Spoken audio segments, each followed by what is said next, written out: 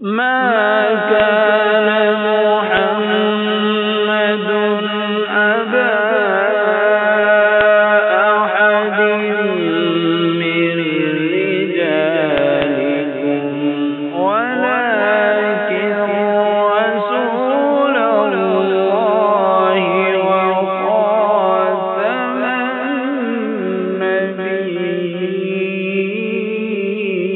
النبيين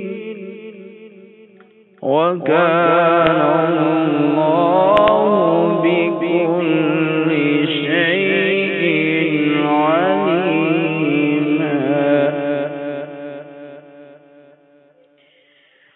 وشجرة تخرج من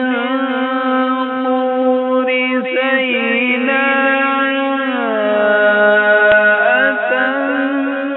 تنبت بالدهن وصبغ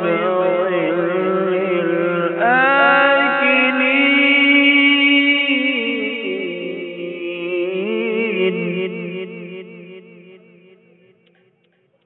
وإن لكم في الأنعام لعبرة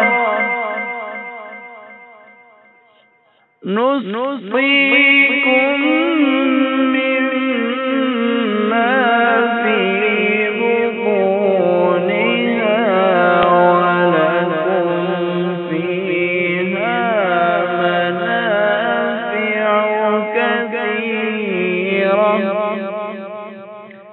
ولكم فيها